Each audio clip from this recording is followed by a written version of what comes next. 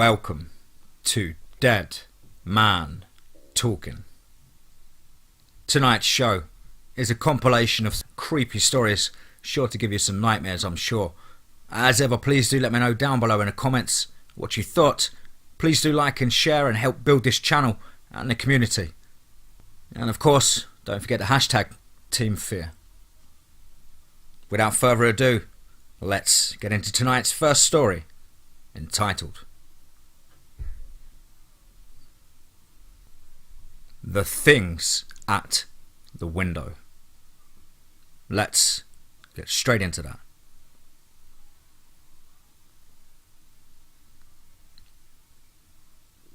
My girlfriend, Michelle, and I had recently moved out of my mother's house. We actually didn't mind living there very much, although my mother could be quite annoying. We did have a degree of privacy when we were locked away in my room for hours on end. I loved my girlfriend very much, and even though we had only been together for a year, we had been friends since high school. It took me longer than I care to admit to realise that she was the perfect girl for me.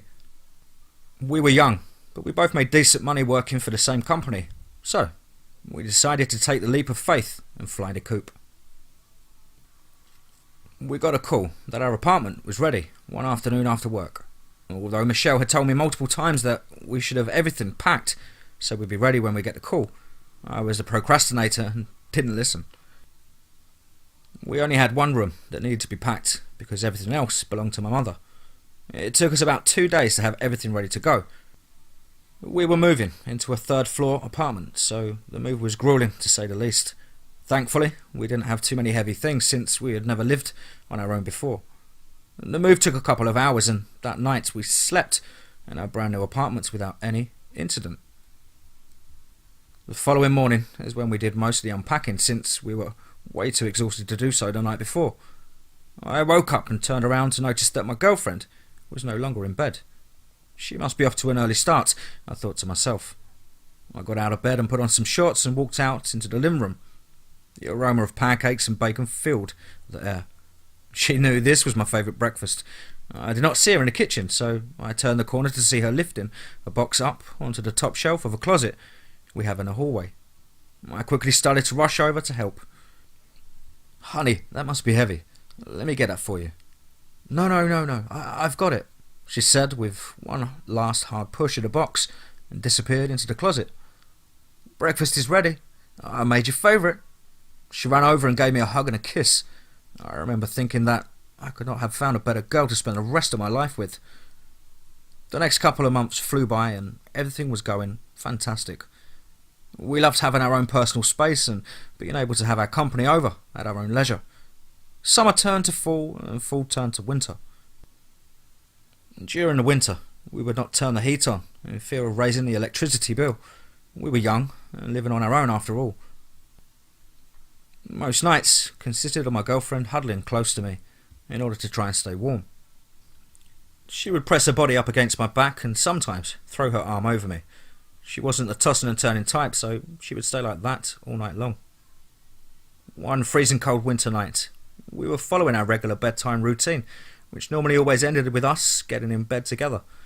On this night, I was finished and laying in bed, yet my girlfriend was not in the bedroom yet. I found this pretty unusual, so I got up to check on her.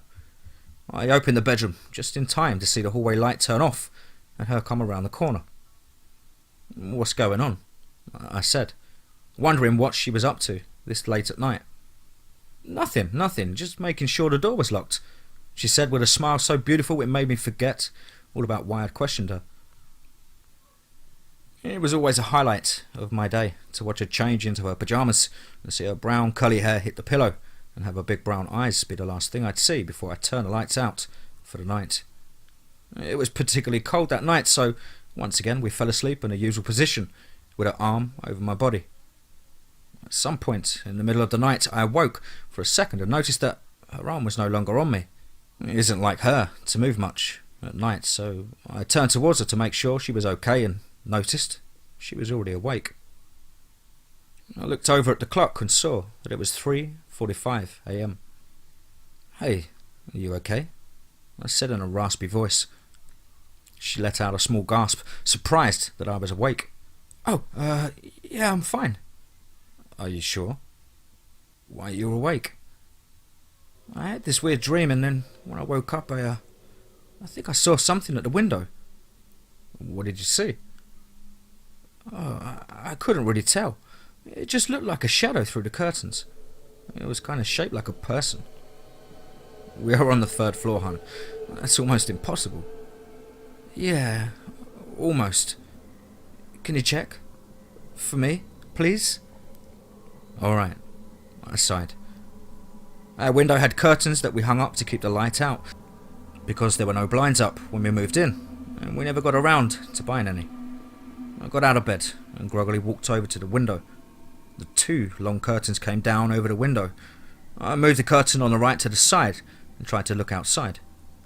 The window was completely fogged over, and I could not see the outside world at all, despite there being a faint glow from the streetlight that I knew was a couple of yards away across the street. I let the curtain fall back down and turned to my frightened girlfriend. See? Nothing to worry about. You didn't check the other side, she said in a small voice. I glanced at her and turned around, growing more exhausted and annoyed by the second. I moved the left curtain and once again tried to see outside, knowing full well that I wouldn't be able to. I began to let the curtain go when out of the corner of my eye I caught a glimpse of a clear spot in the window. I pulled the curtain back a little further and saw that there was a spot that was not covered in fog. I took a look through that spot and I could see outside. I could see a couple of trees and a light pole. As I pulled my face away from that window, I realised something that made me shudder. I saw that clear gap I was looking through was in the shape of an enormous hand. I let the curtain fall immediately, and after a short pause, I quickly walked back to the bed and got under the covers. What happened? Did you see something? No, I'm just cold. It took quite a while for me to fall back to sleep that night, but surprisingly, Michelle fell back to sleep almost instantly. In the morning, when she was out of the room, I quickly went to the window and pulled back the left curtain as quickly as I could, as if I was going to catch whatever made that handprint in broad daylight. There was nothing there. I allowed myself to write the event off as a figment of my imagination. I was just tired, I thought to myself. A few days passed and I let the nights and what I saw fade from my memory. That night we were watching a scary movie right before bed. We were both tired and had to work in the morning, so we decided to cut it short and go to bed. We both fell asleep without any issues. In the middle of the night I woke up with a sudden urge to use the bathroom. I got up and quietly did my business. As I walked back in the room, I noticed that the room was darker than it normally is. Our curtains were pretty thin, so the light from the pole across the street normally bled through and prevented the room from ever being pitch black. But this time, it was. I looked towards the window, wondering if maybe the light pole had stopped working. At that very moment, I saw what looked like a shadow of something huge, with 2 incredibly long arms and long, messy hair. I almost immediately turned on the light, disregarding my sleeping girlfriend. She awoke in a daze. What the hell? Turn the light off! Oh shit, sorry. I reached for the light switch slowly, while keeping my eyes glued to the window. I hesitantly turned the light off, and I was relieved to see that a dim light from across the street lightly showered the room once again. While still a little shaken up, I laid back down in bed with a major case of cold sweats. I don't remember when, but I must have finally fallen asleep at some point, because I awoke to the sound of my alarm for work. I looked to my right, and my girlfriend was already out of bed. I got up and quickly got dressed for work. On the car ride to work, I decided to bring up what I had seen last night. That's insane. Just like you said, we were on the 3rd floor. You were probably just imagining things because of the movie we watched. Yeah, maybe. You saw something at the window a couple of weeks ago too, remember? Yes, but I was imagining it. You checked and didn't see anything, and it helped me calm down. What if I did see something? What? What do you mean? I saw a handprint on the window. I didn't want to scare you at the time, but you were right. You saw a handprint, and you didn't tell me? Look, I'm sorry, but if I told you, it would have just scared you more. We were pulling into work as I finished my sentence. She remained silent with an upset look on her face. As soon as I put the car in park, she swung the door open, got out and slammed it shut. I got out and called her name, but she quickly walked into the building, and by the time I got to her door, she was gone.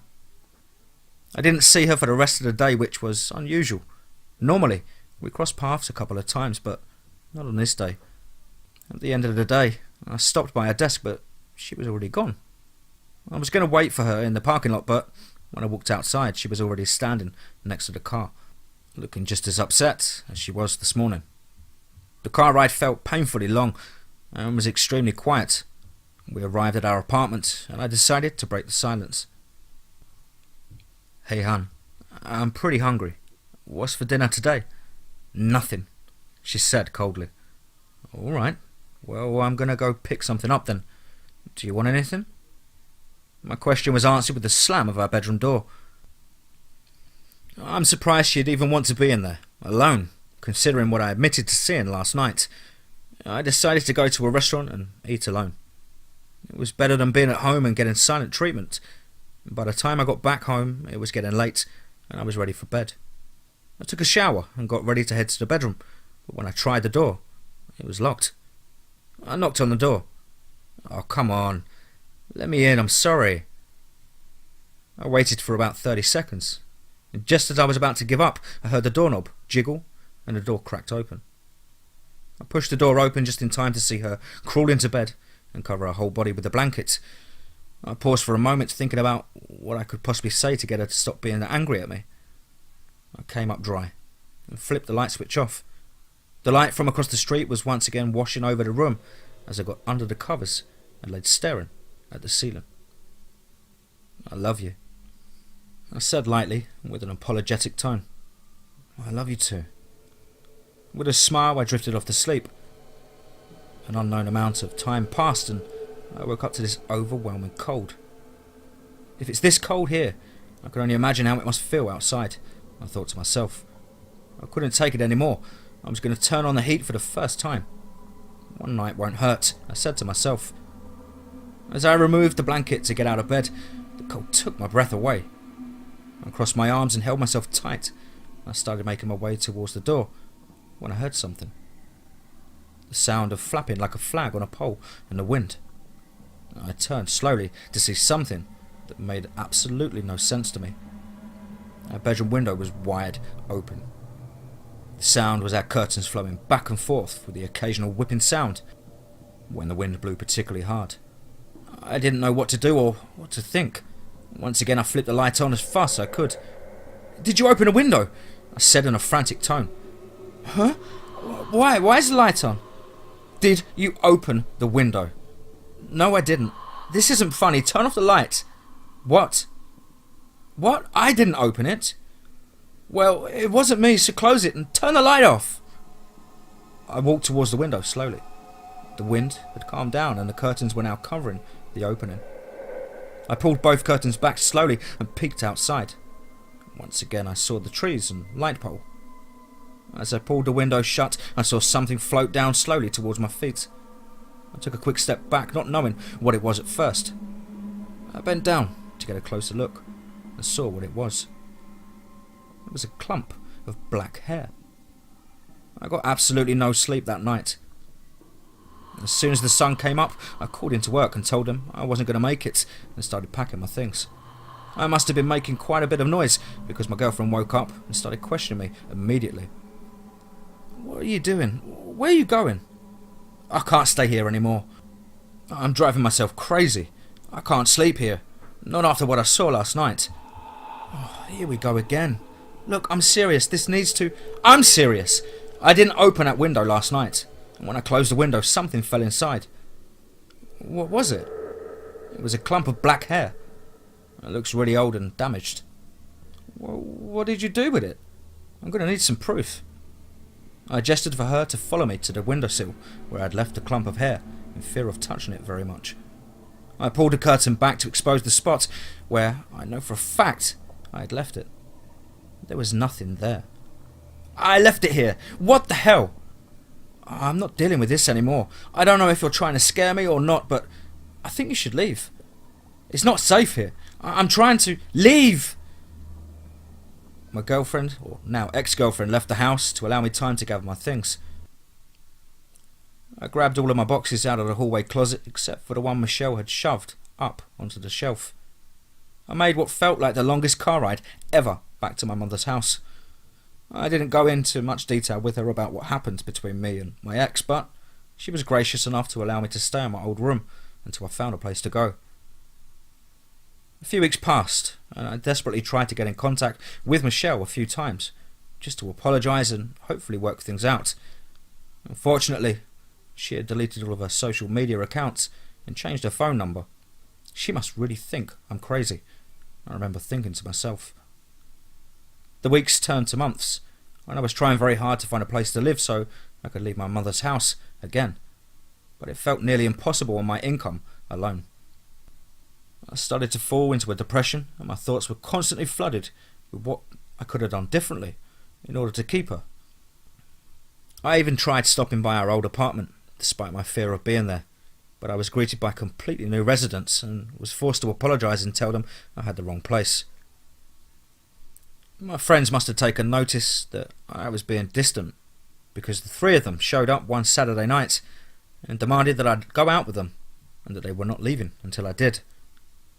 After some pep talks and a couple of drinks, they managed to convince me to go along with them. They took me to a bar that I knew they frequented, but I was never much of a party animal, so this was my first time. I quickly became the only sober one left in the group, as the rest of the guys downed too many drinks to count. I was having plenty of fun watching them make fools out of themselves, and getting rejected by countless females. But then I noticed it was getting late and I contemplated leaving. I took a quick look around the bar, and that's when I saw her. My heart stopped. Across the room, sitting at a table, alone with her back to me, was what I knew had to be her. Beautiful curly brown hair, same body type, familiar taste in clothes. I had to go speak to her. I quickly got up and started across the room, my friends calling my name, wondering what was going on. I walked up behind her and almost placed my hand on her shoulder when she turned around. Although extremely beautiful, it wasn't her. I was left speechless at her light brown eyes that seemed to look right through me. "Did you want something?" she said to me with a confused smile on her face. At this point, I had to improvise. I came over here because I thought you were my ex who left me because she thinks I'm insane," would be a very good pickup line. My friends over there told me I should come over and talk to you. I think you look gorgeous."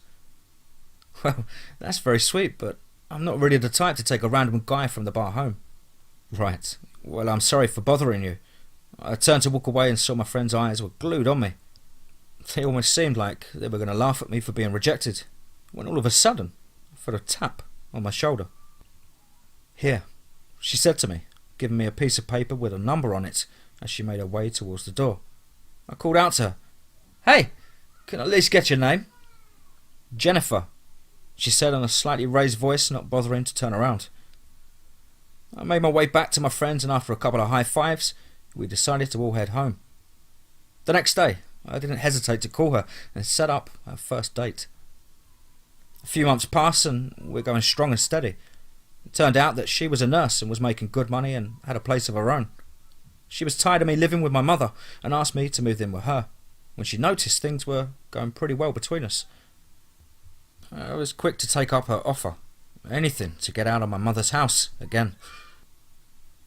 And I was happy with my new relationship.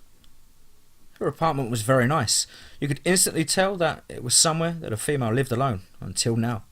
Coincidentally, it was on a third floor just like my old apartment. The first couple of nights went great as we got settled in together. After a few more days, I started to get this strange feeling. I started to feel like I didn't belong there. Something felt very wrong about being there. It became harder and harder for me to fall asleep at night. Nothing noteworthy had happened at all, and I did a good job at hiding my discomfort from my new partner, but it was there. All of this came to a head one night when me and Jennifer got into a heated argument just before bed. She told me that I was being very distant and that if I didn't want to be there, then I should leave. It almost felt like deja vu. I ended the argument with something I regret saying to this day. She accused me of not wanting to be with her and told me that I didn't love her. And I just replied, I like you a lot, but you're just not her. She knew about my previous relationship, although she did not know why it ended, so this must have cut her pretty deep. She didn't respond to that. She turned in bed to face the wall and I could hear her crying, but there was nothing I could say after that to comfort her, so I turned around and lay there thinking until sleep consumed me. I heard banging sounds that jolted me out of my slumber. I quickly noticed that the room was unbelievably cold. It was the middle of summer. It was impossible for it to be that cold in the room at that time of year. I was confused at first, but my confusion quickly turned to dread when I realised that this cold felt familiar. Fear spread to every part of my body.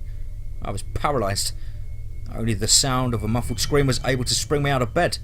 I got up and spun around quickly to face my soon-to-be ex-girlfriend side of bed. Her blankets were completely torn off of the bed, and she was not there. I looked up from the bed to see that the window was open, and part of her blanket was hanging over the edge inside the room, and was being pulled further out, slowly. I rushed over to the window and pulled the curtains to the side. This window also had blinds that completely had fallen off, and were now laying on the ground. I grabbed the blanket just as it was about to head over the edge and pulled. I heard another muffled scream.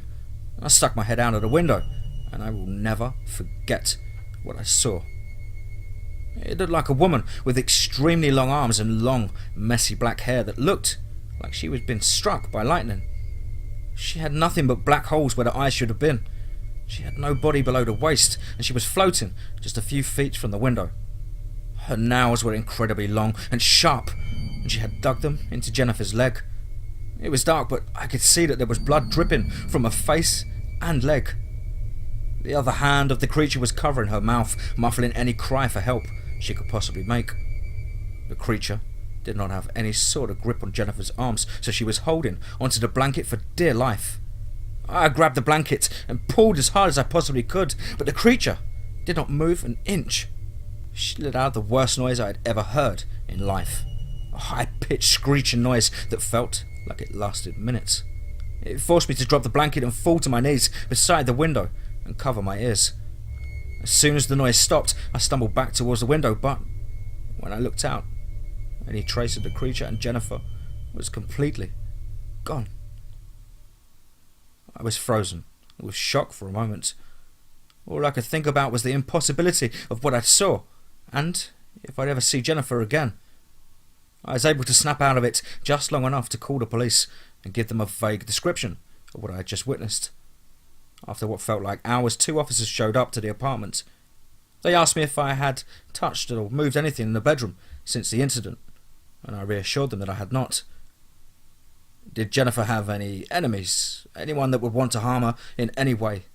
One of the officers asked me as I sat on the bedroom floor with my head in my hands. What? No. She was polite to everyone she ever spoke to. The officer wrote something down in a small notepad. Look, officers, I know you must deal with insane people all the time, but I know what I saw, and it was not human.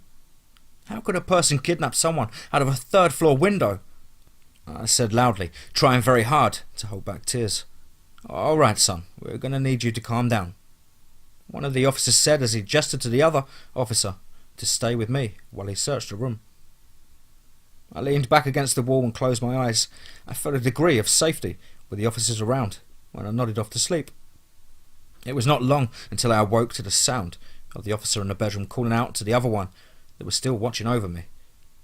I started to stand up to follow the officer, but he gave me a sharp look and gestured for me to remain seated. I tried desperately to hear the conversation that they had through the wall, but they spoke in almost a whisper. After the faint chatter stopped, the 2 officers stepped out of the room together and asked me to stand up. When I did, one of the officers handed me a small burlap pouch with a rubber band around it that kept it closed. This was under your bed. Do you have any idea what this is? The officer said, pointing to the bag in my hand as I was starting to remove the rubber band. No, not at all, I said in a confused tone. When I finally managed to get the rubber band off of the pouch, It blossomed open, and I was able to see what was inside. The bag contained a bone that looked like it belonged to some sort of small animal, a burnt-out match, and 3 strands of hair, some sort of flower, and what looked like human teeth. I was extremely confused by this. Did this belong to Jennifer? Why was this hidden under the bed? The officers asked again if I knew about or had anything to do with this pouch. I told them that I had never seen it or anything like it before. They assured me that they would find out where it came from and identify whose hair and teeth were in the bag. I saw the officers come out of the apartment and immediately called my mother and told her I'd be staying over there for a while. After explaining what happened to my mother, she was in as much shock as I was. She told me that she was glad I'm okay and that I should get some rest. I heeded her advice and was back in my old bedroom for the 3rd time. I was woken up in the morning by the sound of my cell phone ringing. It was one of the officers that came to the apartment. He told me that he'd like to meet me and wanted to know where I was now. I gave him the address and he was at my mother's house within the hour. He asked me if I was okay to speak about this in front of my mother, and I assured him that it was okay. I never expected to hear what he told us next. The police department had forensics take a look at the pouch that he had found. He told us that the small bone most likely belonged to a cat. What I had thought was a flower was actually a herb that I had later found out was used in ancient times to put someone into a deep slumber for sacrificial purposes. The teeth were very old and did not match any dental records. Worst of all, the 3 strands of hair in the pouch matched Jennifer, myself, and Michelle. It got worse. He explained to me that when they made this discovery last night, they sent officers out to a last known address. When they arrived, nobody came to the door. They saw a light on in the house, so they kicked down the door and came inside. What they found was a room full of lit candles in a circle around a silver chalice. The chalice was filled to the brim with blood and had what they thought at first was a folded up piece of paper inside. CSI showed up and took over and all of this into evidence. After running some tests, they determined that the blood belonged to Jennifer, and the piece of paper turned out to be a picture of me and her at a bar the night we had met. Michelle was never seen again. I am posting this because last night I saw a shadow at the window, but this time there were 2.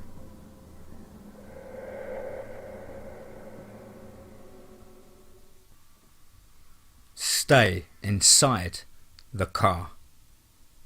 Let's get straight into that.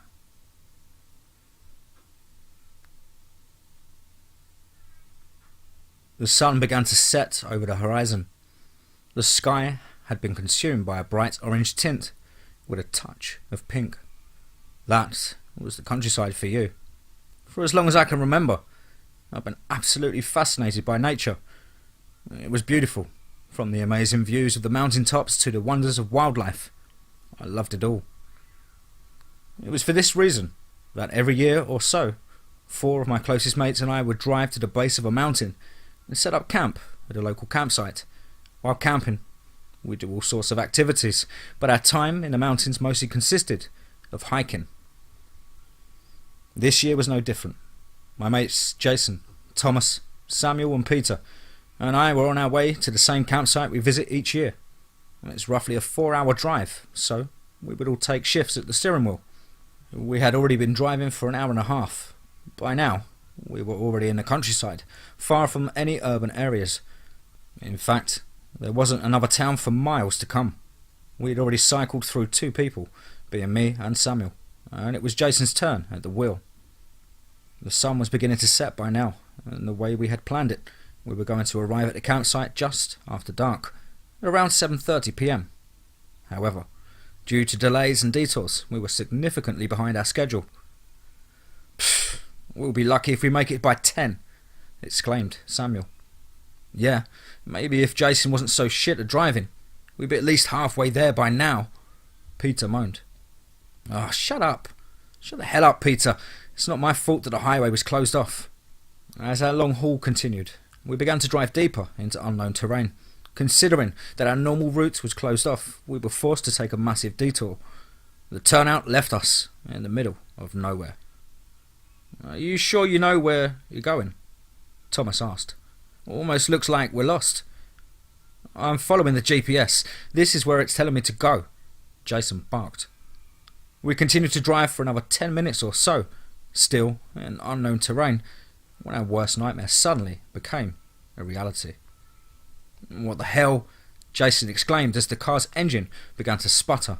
As the car began to lose speed, Jason pulled the car over to the side of the road, just as the engine gave out.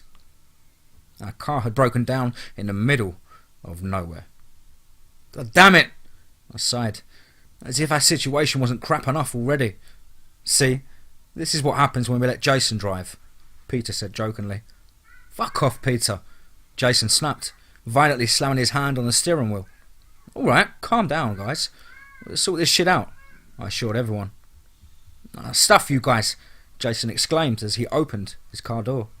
Where are you going? To check on the engine, you dipshit, Jason shouted as he slammed the door behind him. He then walked to the front of the car and lifted up the bonnet. Jesus, what's his problem? Peter, exasperated. Give him a break, Peter, I replied. I'm just joshing with him. He doesn't need to take it so seriously. Nah, mate, you got too carried away, Thomas chipped in. Oh, fuck off, Thomas. Don't act like you weren't in on this.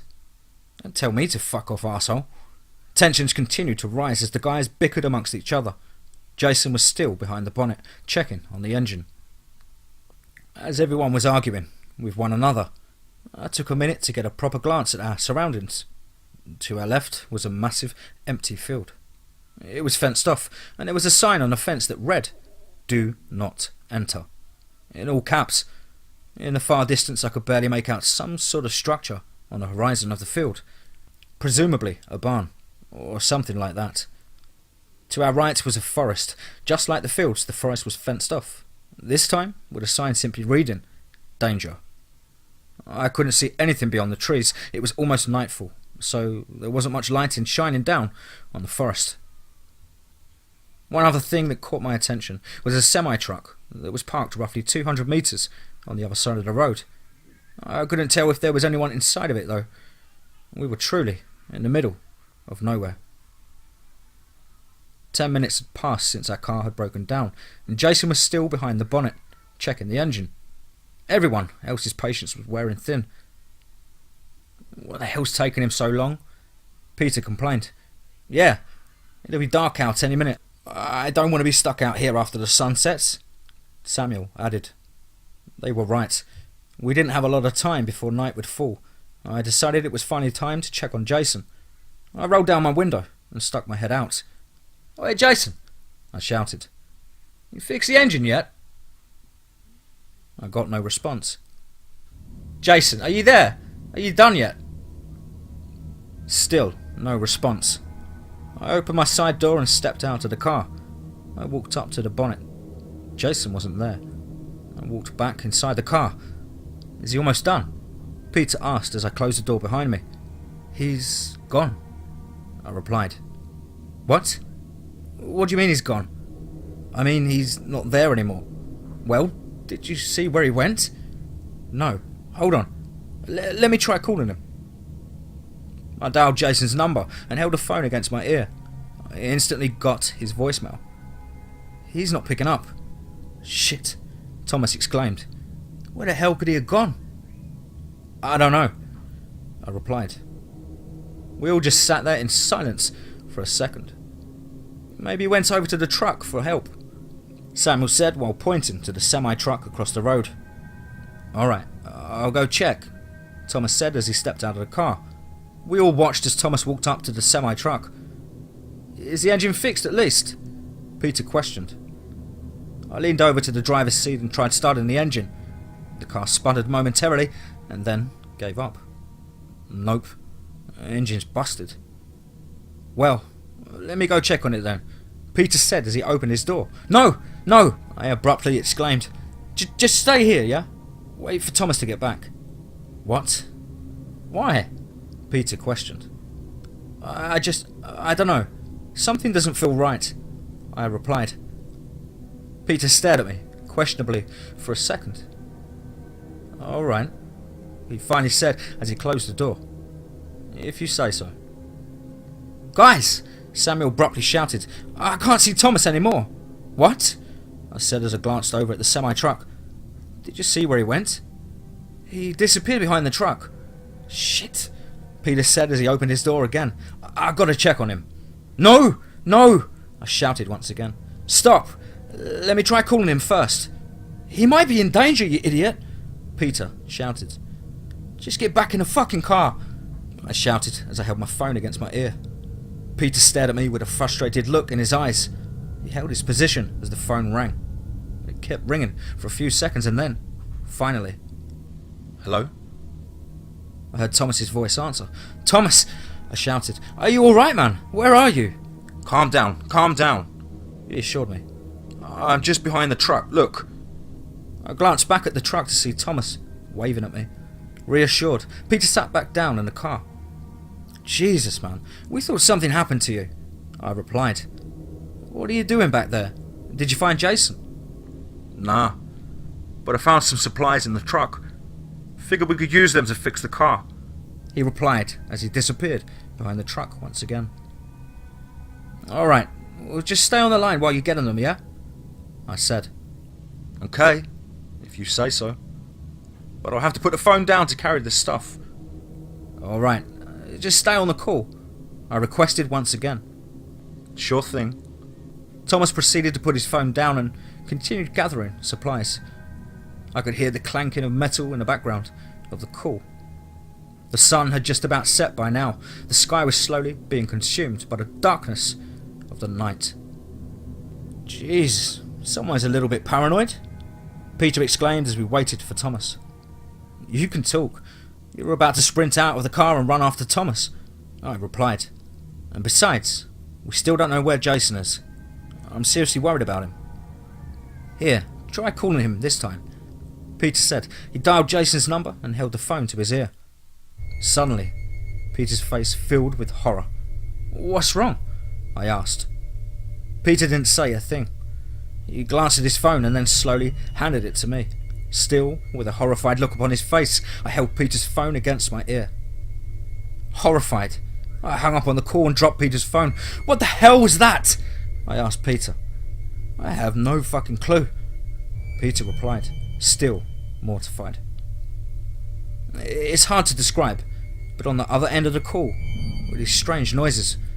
It sounded like a mix of demonic screaming, crying, and other horrific, indistinguishable noises. I can't be sure, but I think I heard Jason's voice faintly in the background of the call. I was frozen in fear for a minute, still trying to process what I'd just heard. I don't know what those noises were. I don't know what had happened to Jason. All I knew was that we needed to get out of here quickly as possible. In a flash, I grabbed my own phone, still on a call with Thomas. "Thomas, you need to get back to the car right now," I shouted. I didn't get a response. "Thomas, answer me!" Only silence. Then, suddenly, I heard the sound of a loud bang in the distance. It was the sound of metal crunching and clashing, as if someone had dropped a bunch of supplies on the ground. "Oh shit! It got Thomas!" I shouted. "What do you mean it got Thomas? What the hell is it?" Samuel panically asked. I didn't answer Samuel. Instead, I locked all of the car doors and turned off all the lights. "What the hell are you doing?" Peter shouted. "Shut the fuck up for a second. Everyone just shut up! Shut up!" We all sat in silence. It was dark now, almost pitch black outside. "What are we doing?" Samuel whispered. "Why'd you turn the lights off?" "Just keep quiet. Stay low. I think there's something out there," I replied. "Like what? A bear or something?" "No, I don't know. I don't know what's out there, but whatever it is, I think it got Jason and Thomas. We just need to stay in the car and keep quiet. Hopefully it won't know we're here." No, man. This is crazy," Peter said, shakily, uncontrollably in his chair. We gotta get out of here." Peter wasn't in a sane state anymore. "No, I shouted. Stay in the car! Peter didn't try to argue with me this time. He was too scared to do anything. There was silence again. Peter was shivering in fear, and I sat still, staring into the dark abyss outside of our car. It was too dark to see anything. I couldn't tell if something was out there or not. Suddenly, a faint screech was let off in the distance, and it didn't sound human. What the hell was that? Peter asked, horrified. My heart was absolutely racing at this point. Something was definitely out there. Something inhuman. I tried thinking of what to do next. Samuel, try calling for help. I can't. I've lost reception, he replied. Crap, we're stranded. I contemplated again, thinking of another plan. Alright, we just have to stay calm and stay in the car, no matter what. If we wait till sunrise, then we can... Are you fucking insane? Peter shouted aggressively. No way! I'm not staying in here till the morning. That thing is going to kill us if we wait here. Peter then proceeded to open his side door and sprint out of the car, right into the dark abyss. Peter, no! Samuel shouted as he opened his own door. Samuel, don't go out there! I shouted. I gotta go after Peter, Samuel shouted as he ran off into the darkness, leaving his door open wide behind him. Samuel, please, stay here! But it was too late. Samuel had already run off into the darkness. Frozen and mortified, I tried contemplating what to do next. Should I go after them? Should I try making a run for it too? Before I could decide what to do next, I heard the sounds of screaming in the distance. It was Peter. I could also hear Samuel shouting in the distance. I couldn't make out everything that he was saying. I could only make out one of his words. My name. He was calling out to me. He was calling out for help. I just sat there, in the car, still frozen, my eyes wide open with fear. I'm alone now. Everyone else is dead. I don't know what's out there. I don't know what to do next. Peter and Samuel left their door open as they ran out. I'm too scared to close it. I'm too scared to move. It's been 15 minutes since Samuel and Peter left the car. Every few minutes or so, I hear a screeching. In the distance. It sounds closer with each screech. I'm writing this story because I don't know what else to do. I'm scared. It's dark. I'm alone. And there's something outside, slowly, coming towards me.